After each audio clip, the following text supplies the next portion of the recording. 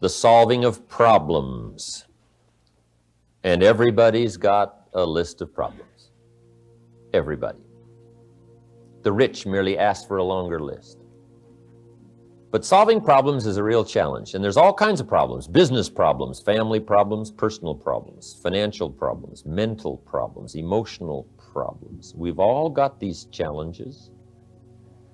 But that's the game of life, how to take it like it is and make it like you want it. How to turn resources into productivity. Human resources, physical resources, solving problems. That's the challenge of life and lifestyle. See, the challenge is how to be happy with what you got. You got something. The next key is how can you be happy with it? It's a challenge. It's a problem. It needs to be solved. I met Neil Armstrong one time, first man to step his foot on the moon. Neat guy. I met him in Chicago. Neil Armstrong said, going to the moon was simply a matter of solving problems. That's the way he described it. The trip to the moon was just solving problems. So no telling where you can go if you solve the problems. No telling what kind of a journey you can take. Just solve the problems. Now, let me give you some keys on problem solving that really help to alter my life. Problem solving. First, work out your problems on paper, not just conversation and thinking. Put the problem on paper. You'll find, if you're around us quite a bit, the evening seminar, these 2 days, any other context you might have with us, we're always talking about paper, journals, projects, books, learning to think on paper. And problem solving is the same thing. To solve a problem, simple. First, divide a piece of paper in half. On this side of the paper, state the problem. Just write it out. Now, you don't have to live on it or live in it. You don't have to dwell on it. You don't have to stay on it, but you do have to state it. To make an intelligent decision, you need the accurate facts. You got to know what the problem is. So that's the first step. Just write it out. In some very simple language, here is the problem. I've got this and this and this, okay? Just make a statement of the problem. Now on this side, work out the answers. Okay? On paper, in your thinking process. Now to solve a problem, let me give you 3 questions to ask to solve any problem. 3 questions to ask to solve any problem. Now this is a process to go through. And you want to go through a process because here's what you want. Not just a solution to a problem. You want to become a problem solver. If you solve a problem, that's temporary. If you become a problem solver, that's permanent. It's like the old line of what's better, to have a fish or to learn how to fish. Right? It's much better to learn how to fish than it is to just be handed a fish. The same is true in sales. We teach in sales. Making a sale is temporary. Becoming a salesperson is permanent. Right? People who are just going for the next sale, live what's known as the temporary sales life. And they're always scrambling, simply because they don't become a salesperson, a persuader, by working hard on themselves. Okay? So what you want to become is a problem solver.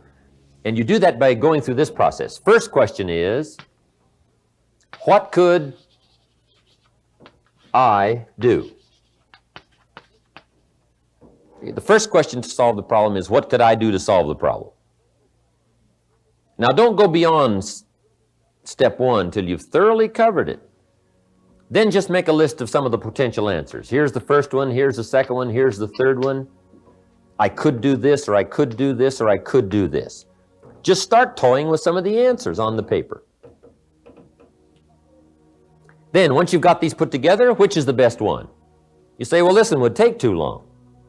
I need an answer a little quicker. I need to do it sooner. This one seems a little weak. This first one I thought of, that's probably the answer right there. Just work with it on paper, not in your mind. The best way to organize your thoughts is to write them down. It's a little difficult to just organize them in your mind. Organize answers in your mind. Come up with potential possibilities, options. You just got to write out your options on paper, my opinion. Now then, here's the second question to ask. Second question to solve a problem is, what could I read? It could very well be a book on the problem. Or if I went back through my journals, what could I read that might find an answer? Maybe you've got a problem that's got a section in the library. You just go to that section, start going through the books. Somebody else might have put a whole lifetime into trying to solve that particular problem, and they've written a whole book on it. Or there's several books on it. So that's a major question. What could I read? Okay, number 2. Here's the third question to solve a problem. Who could I ask? Now, don't go to number 3 till you've passed number 1 and number 2. And if you pass number 1 and number 2 to the best of your ability, and you've done your best to work it out, and you still don't have the answer, and time is critical, and you've got to get closer to the solution, then go to number 3 and ask. But let me tell you what knowledgeable people are always willing to do. Answer questions if they get the sense you've done your best to figure it out beforehand. You can't believe this sense you get from people.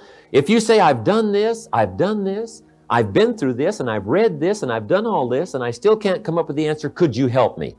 Almost anybody unique would say, of course, right? What is the question? Let me see if I can help you with it.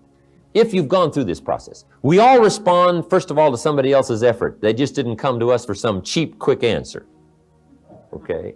Now, see, we're all inclined to do that, right? When somebody says, I've done this, and I've done this, and I still need some help, and I think you can do it. We're ready to go for it. So, ask. Don't be afraid to ask.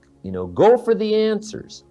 But don't bypass this just for the quick answer, because that won't give you the muscle. It won't give you the personal development. It won't give you the strength and the know-how to become a problem solver if you skip these 2 steps. So those are the 3 steps to solving problems. And once you become a problem solver, no telling what you can do with your business and your life and your social contact. No telling what you can do with what you've got for the rest of your life's journey.